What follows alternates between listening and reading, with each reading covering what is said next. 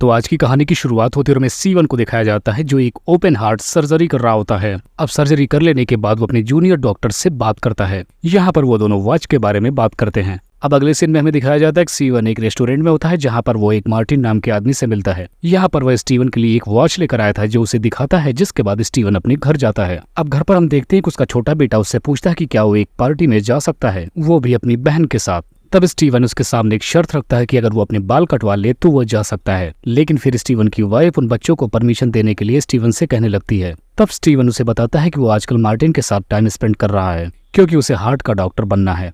इस रात हम देखते हैं कि उसकी वाइफ उसे सेड्यूस करती है और पूरी रात ये दोनों जमकर रोमांस करते हैं। अब अगले सीन में हम देखते हैं कि एक फंक्शन में स्टीवन स्पीच देता है और उसकी स्पीच सबको काफी ज्यादा अच्छी लगती है। अब अगले सीन में हम देखते हैं कि स्टीवन मार्टिन को डिनर के लिए बुलाता है, लेकिन मार्टिन थोड़ा ज्यादा घबराया होता है।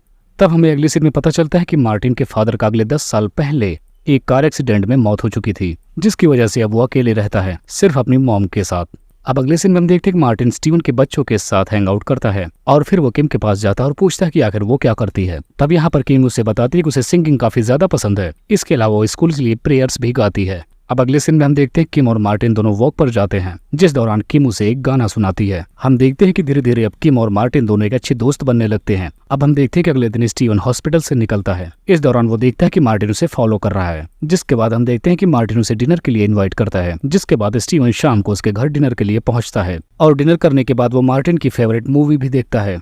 अब मार्टिन को नींद आने लगती है तो वो सोने के लिए चला जाता है। जिसके बाद स्टीवन और उसकी मोम बातें करने लगते हैं। यहाँ पर मार्टिन की मोम बोलती है कि वो स्टीवन को जानती है। इसी दौरान वो स्टीवन के साथ फ्लर्ट करने लगती है, इसके अलावा उसके हाथों पर किस करने लगती है। लेकिन स्टीवन घबराने लगता है और उसे ये सब बिल्कुल अच्छा नहीं लगता, जिसकी वजह से वहां से उठकर चला जाता है। अब अगले दिन हम देखते हैं कि मार्टिन स्टीवन को कॉल करता है और उससे फिर से एक रेस्टोरेंट में मिलने के लिए कहता है, लेकिन इस बार स्टीवन उसे मना कर देता है। अब अगले सीन में हमें दिखाया जाता है कि स्टीवन का बेटा बॉब, जिसे सुबह जल्दी उठना था लेकिन वो उठ नहीं पाता, और जब उसे स्टीवन जाकर जगाता है तो वो देखता है कि वो अपने पैरों पर खड़ा ही नहीं हो पा रहा है। जिसके बाद स्टीवन फौरन उसे लेकर डॉक्टर की तरफ जाता है। जिसके बाद अब एक डॉक्टर बॉब के सारे टेस्ट लेता है, जहाँ पर वो सारे टेस्ट में पास हो जाता है। इस दौरान बॉब को क्या हुआ था यह बात डॉक्टर को भी नहीं पता चल पाती। अब हम देखते हैं कि बॉब हॉस्पिटल से चलकर बाहर जाता है, लेकिन तभी बाहर गिरकर वो बेहोश हो जाता है और वो फिर से एक बार अपने पैरों को फील नहीं कर पा रहा था। अब अगली सुबह होने के बाद स्टीवन से उसी हॉस्पिटल में मार्टिन मिलने के लिए आता है, जहां पर वो उसे अपने साथ एक कैफे पर चलने के लिए इनवाइट करता है। अब कैफे के दौरान मार्टिन बताता है कि उसके डैड की मौत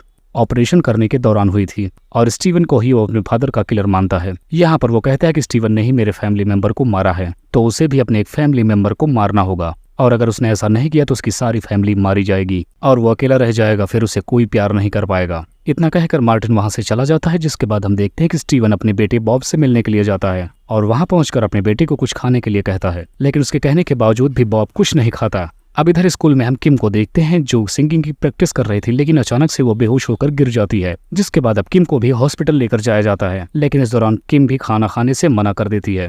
अब जब हॉस्पिटल में माँ बेटों का चेकअप होता है तो वो दोनों बिल्कुल फिट निकलते हैं। अब स्टीफन अपनी वाइफ एना को मार्टिन की बात बताता है। तब एना उससे पूछती है कि क्या उसने ऑपरेशन के टाइम ड्रिंक किया था, जिस पर स्टीवन कहता है कि हाँ शायद। अब इसके बाद एना उसके जूनियर डॉक्टर से जाकर मिलती है, जहाँ पर उसका जूनियर डॉक्टर बताता है कि हाँ मुझे याद है उस दिन स्टीवन ने ड्रिंक कर रखी थी। अब इधर हम देखते हैं कि एना हॉस्पिटल में होती है, जहाँ पर उसके पास किम का फोन आता है और तभी मार्टिन किम को फोन करके खिड़की की तरफ आने को कहता है और वो कहता है कि वो नीचे खड़ा है। तभी हम देखते हैं कि किम अचानक से खड़ी होकर विंडो तक चली जाती है, लेकिन जब वो नीचे देखती है तो उसे मार्टिन कहीं नहीं दिखाई देता। जिसके बाद हम देखते हैं कि किम फिर से चलते चलते अपने बेड पर जाकर लेट जाती है और वापस से उसके पैर फिर से खराब हो गए। अब यहाँ पर ये लोग डिसाइड करते हैं कि अभी अपने बच्चों को घर पर रखेंगे। जिसके बाद हॉस्पिटल से ये सारे लोग डिस्चार्ज ले लेते हैं। अब अगले सीन में हम देखते हैं कि एना मार्टिन से मिलने के लिए जाती है, जहाँ पर मार्टिन कहता है कि उसके डैड को स्टीवन ने मारा है। तब यहाँ पर एना उससे पूछती कि आखिर इस गलती की वजह से उनके बच्चों को क्यों जान देनी पड़ेगी। तब यहाँ पर मार्टिन कहता है कि जब से उसके डैड नहीं है तब से स्टीवन उसके मॉम के साथ फ्लर्ट करता है और ये दोनों एक दूसरे के लिए बिल्कुल सही भी रहेंगे। अब अगले सीन में हम देखते हैं कि स्टीवन एना को अपने साथ बेसमेंट में लेकर जाता है, जहाँ पर उन्होंने मार्टिन को बंद कर रखा था। यहाँ पर स्टीवन उसे बहुत मारपीट कर समझाता है कि ये सब कुछ बंद कर दो।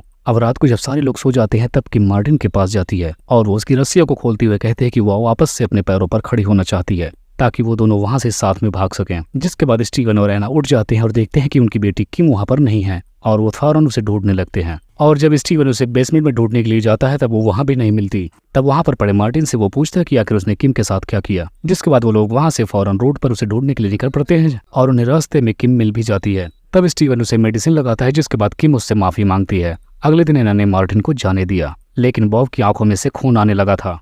इस वक्त स्टीवन को डिसाइड करना था कि उसे क्या करना चाहिए, जिसके बाद वो अपने सारे फैमिली मेंबर को बांध देता है। इसके अलावा उनके फेस कवर कर देता है। वो उन्हें एक सर्कल में बिठा देता है और बीच में जाकर गन लेकर बैठ जाता है और स्टीवन भी अपनी आंखें कवर कर लेता है, जिसके बाद वो गोल गोल घूमते हुए अपनी गन को फायर करने लगता है। वो रैंडमली चारों तरफ गन को फायर करता है, लेकिन उसकी सारी गोलियां फर्नीचर में ही लगती हैं, लेकिन उसकी लास्ट बुलेट बॉब को लग जाती है। अब कुछ टाइम बाद हम देखते हैं कि बाकी बचे हुए तीनों लोग एक रेस्टोरेंट में जाते हैं जहां पर मार्टिन भी होता है। तभी मार्टिन उन्हें बहुत गौर से देखने लगता है, लेकिन तभी स्टीवन की फैमिली भी वहां से बिना खाना खाए उठकर चली जाती है। और इसी को दिखाते हुए इस कहानी का यहीं पर एंड हो जाता है।